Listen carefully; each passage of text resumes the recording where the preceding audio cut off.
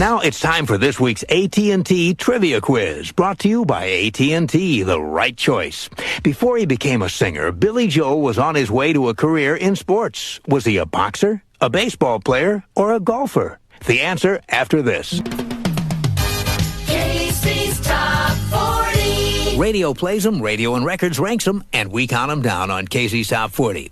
Well, now we're up to Billy Joel, who says that as a child, he dreamed of teaching history in high school. Well, thanks to his hit, We Didn't Start the Fire, Billy is finally getting his chance.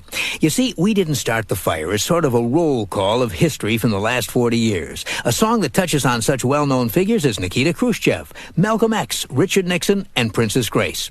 Certainly, Billy had hoped people would like the song, but he couldn't have dreamed it would have the impact it's had so far. History teachers around the country have been using it to help them in their classrooms.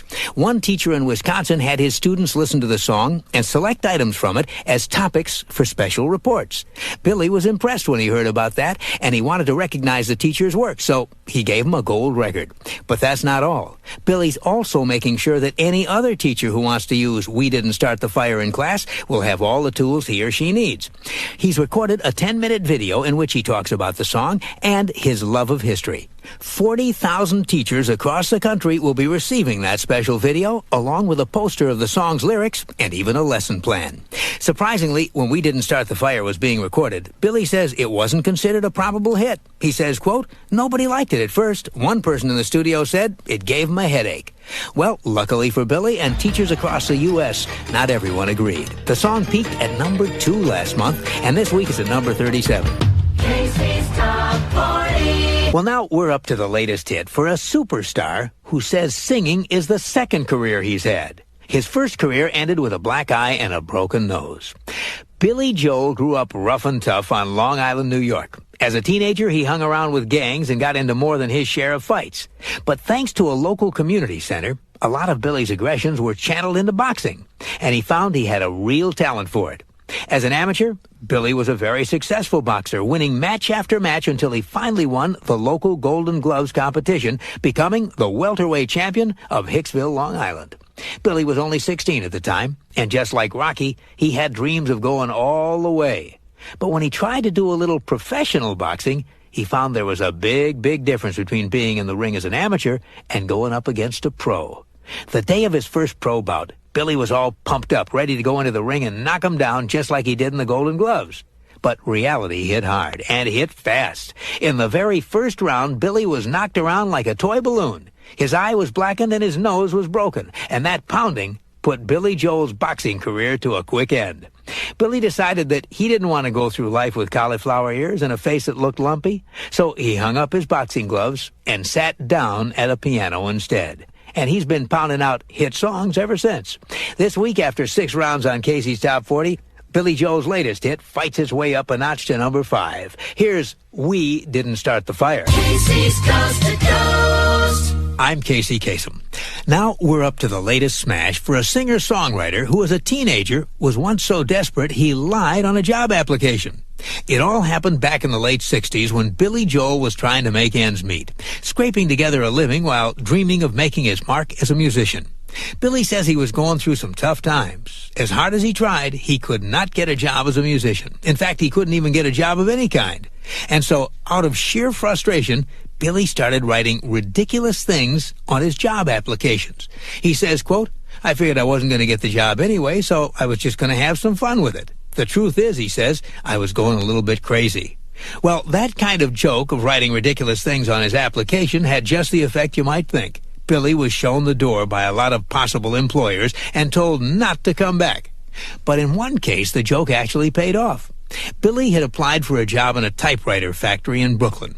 On his application, under personal references, he put down the names Mick Jagger and Elvis Presley. Not folks he'd actually met, but he knew that eventually he'd meet these music legends someday.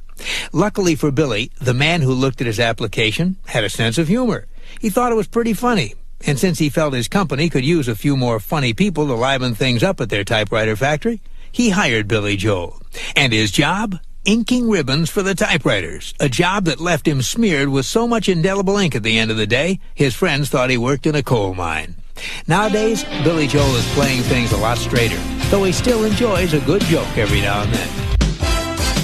Casey's biggest hits. 7 years ago this week, back in 1985, one of the biggest hits in the USA was by a superstar who was a member of the Hassles, the Lost Souls, and Attila, before he discovered he could be a star as himself. This singing and writing piano man went through one band after another in his early days because he didn't think he was talented enough to work on his own. He says when he looked at himself in the mirror, he saw a short, stubby guy with a broken nose, not his image of a pop star. But over time, he discovered that talent and hard work are a lot more important than looks. Working solo as a lounge singer in Los Angeles, he found he could mesmerize his audience. And that gave him the confidence to pursue his dreams and launch what became a super successful career as a recording artist. Number 5. Standing Pat for the third straight week is a song from Billy Joel's latest album, an album he says he prepared for not by listening to the masters of pop or rock, but listening to a few of the masters of classical music like Beethoven, Chopin, Ravel, and Brahms. Casey's biggest hits. 10 years ago this week, one of the biggest hits in the USA was by Billy Joel. It was his way of telling his supermodel girlfriend that she was way out of his league, but he loved her anyway. Billy says it took all the courage he could muster for him to ask model Christy Brinkley out on a date. They had met at a Caribbean resort. But even though Billy was a star, he still saw himself as a rough kid from Long Island. Christy was the most beautiful woman he'd ever seen. He figured she wouldn't give him the right time of day. And when she did go out with him, he figured it was out of pity. He wanted to let her know how much he stood in awe of her. So he did it in a song that was one of the biggest hits in the USA 10 years ago this week. Here's Billy Joel with Uptown Girl. Casey's Coast to Coast. Now it's time for this week's AT&T Trivia Quiz, brought to you by AT&T. We help put your world within reach. Billy Joel won Grammys for Song of the Year and Record of the Year for his 1978 smash about loving someone without trying to change them. What's the name of that Grammy-winning song? Just As I Am, Just the Way You Are, or Just Like Romeo and Juliet? The answer after this. American Top 40. I'm Shadoe Stevens. Seems like this guy can't help playing the role of the piano man. About a month ago, after a show in San Francisco, he headed back to his hotel, the posh upper crust Four Seasons. He sat down to the piano in the Redwood Room Lounge, and he played for surprise guests for about an hour. I wonder if the brandy snifter on top of the piano was crammed with tips. Now here's the answer to our question. Billy Joel won Grammys for Song of the Year and Record of the Year for his 1978 smash about loving someone without trying to change them. The name of that song from the 6 times platinum album The Stranger is Just the Way You Are. And that's this week's AT&T Trivia Quiz. The hits from coast to coast. Now, it's always interesting to find out from the stars who their biggest influences have been. And when we asked Richard, he jumped at the opportunity. He's one of the people whose songs I hold my own songs up to in terms of I want to be that good. And I'm aware that he's older than I am, and when I'm his age, I want to be as good as he is, And he was one of the few people that I was so nervous to meet. When I realized I was in a room with him and I was about to meet him, my knees shook, I remember sitting there in the studio in New York thinking, Billy Joel is sitting right here playing me his album. It's not like I just happened to be here and he's playing it for somebody else. He sat me down in a chair and said, I want to play some songs from the album. Tell me what you think. I heard We Didn't Start the Fire way before it was finished, and I knew that it was going to be just a smash. And so I sang on his album, and then we were on tour at the same time in America. So when I was down in Florida, I sang it with him at his show, and he came and played piano at my show. And so it's really great because he's one of the few heroes that doesn't have feet of clay. It's only been a great thing for me to get to know him, and I still admire him as much as I always have. And I'm always looking. I'm still a huge fan. I constantly look forward to a new Billy Joel album. Casey's biggest hits. A year ago this week, one of the biggest hits in the USA was River of Dreams by a superstar whose charitable activities include putting on concerts to save lighthouses and to clean up the Long Island coast. Billy Joel has done a lot of work for a lot of charities over the years. Like a lot of rockers, he's sung for Amnesty International, for AIDS research, and for Greenpeace. But Billy has also put on concerts for the Coast Alliance and the East Hampton Baymen's Association, both of which are committed to healing Long Island Sound. And not long ago, he sang at a show to save the Montauk Point Lighthouse at the end of Long Island, a show where he was joined by fellow lighthouse lover Paul Simon.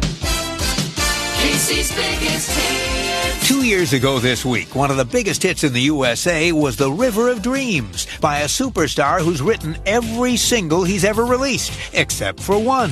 That one was written in part by Elvis Presley. We usually call Billy Joel a singer-songwriter, but maybe he should be known as a songwriter-singer.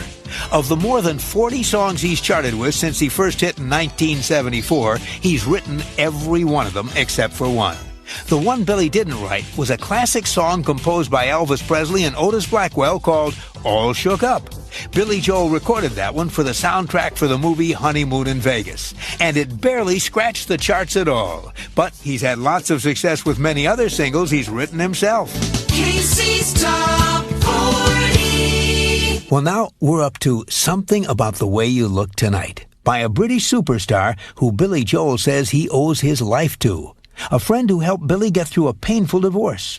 It was back in 1994 that Billy Joel's marriage to supermodel Christy Brinkley came to an end.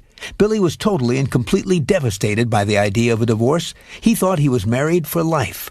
At the same time that Billy was going through the emotional process of divorce, he was scheduled to go on the road to do a series of concerts with fellow piano-playing superstar Elton John. Billy says he just wasn't up to it. But Elton, who's gone through his share of personal ups and downs, understood what Billy was going through, and they ended up becoming like brothers. They spent hours talking about how Billy felt. When Billy drank too much before a few of the shows to help him go on, Elton covered for him. Even one night when Billy was so tipsy, he fell down on stage. If things weren't going well on stage, Elton would make a joke about both of them, so the audience thought it was all part of the show. And by the end of the tour, with Elton's help, Billy Joel says he was ready to go on with his life. He says, you hear all these wacky stories about Elton John, that he's crazy and temperamental. But as far as I'm concerned, he has a big, big heart. Well, this week, Elton has a big, big hit as well. The hits from coast to coast. I'm Ryan Seacrest, filling in this week for Casey. We're counting down to the #1 song in the USA. 10 years ago this week, back in 1993, Billy Joel had the #1 song. Like most people, Billy likes to sing in the shower, but you won't hear him singing his own songs if you happen to be around. He says, quote, I do a lot of doo-wop and Elvis hits. My favorites are Don't Be Cruel and Heartbreak Hotel.